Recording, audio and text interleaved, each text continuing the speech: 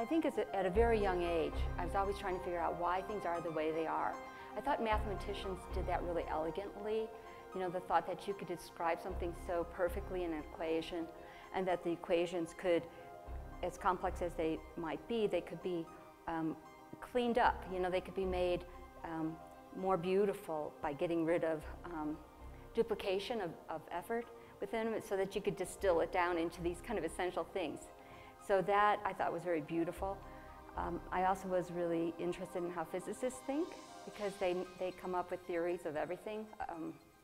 So I like scientists. I like how they look at the world. I mean, they're very similar to artists, because artists are trying to figure out why things are the way they are as well.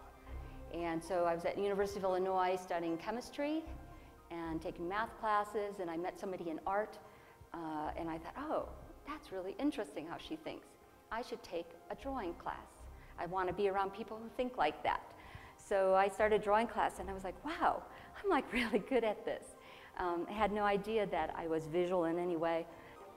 I like ratios and rhythms and order, and you know, they talk about divine geometry in older paintings, that there would be harmonic ratios within a structure of a piece, and I was interested in that, and so I was pursuing those kind of ideas. I mean, I studied early on medical illustration, so I was very enamored with how the body worked, doing the dissection and studying embryology, histology, pathology, neuroanatomy, doing all of that. So, you know, a lot of the form references come from that, like some of the forms, reference the neurotube that folds in on itself, and the embryo at the indifferent stage before it's male or female. But then I think, well, once those forms come together, that's the beginning of language, and so they also reference tongues. The other ones are clearly, to me, intestines, but that's because intestines are like the symbol for the journey through life, so they reference the labyrinth. That one, the rose, is actually heaps of intestines just blooming out, you know. So I have really old, ancient symbols being resurrected in this work.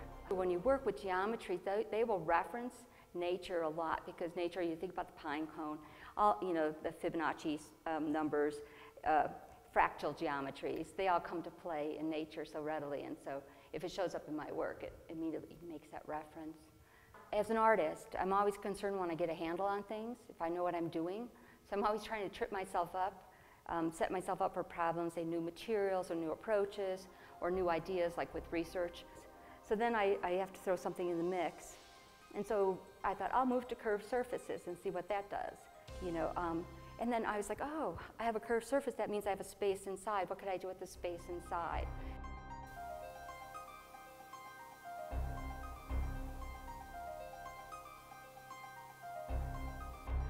And when I first decided to use the video, I was thinking as the dome, like the dome as a form is metaphoric for the dome of heaven and the cranium, petri dish. So it's this container of everything. So it's my theory of everything. And you know, the dome idea came about when I was in Italy and also in Spain. I was looking at these great cathedrals, and I was thinking, the best of anything anybody knew was put into those domes. And they're truly beautiful and transformative. And so I thought, with my domes, you know, I would have both the optical side of it, you know, like the normal universe that's lit by light, which is kind of Newtonian, and that there's this potential on the inside for something that was much more in flux, and could offer ideas of greater magnitude of things. And I thought that would go through the oculus, which is usually at the top of a dome, which also references the eye, or the eye to heaven, or the eye to transformation. So it had great metaphoric sense to it. So I decided to put optics in the middle of the dome. And then I was thinking about layers of information, how information gets transmitted today, because I'll do my research online. I'm connected to this like World Wide Web. But metaphorically, I thought, oh, these little spots of lights are like little beacons, like information, information. It was like be this next layer of information, and it would feel like bridging it to a more contemporary time.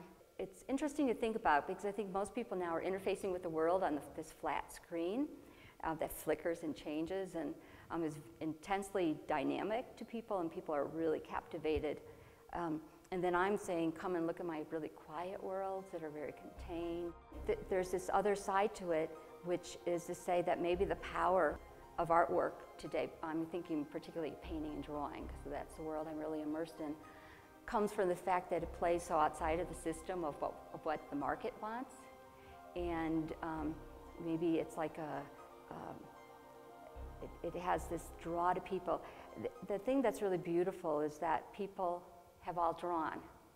You know, that they all have this feeling when they see the work and they see these repetitive marks, they know what that feels like.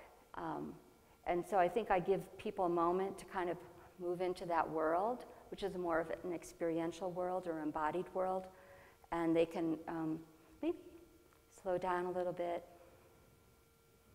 breathe a little differently, have a different sense about what it means to feel or know something. Each of the pieces I make is a world of sorts, and it contains its own logic, its own structure. And the logic that I build or develop in each piece is contained in it. So it doesn't have a logic outside of itself. It's all within the piece. You're going beyond the representation, you know, beyond the level of what can be seen.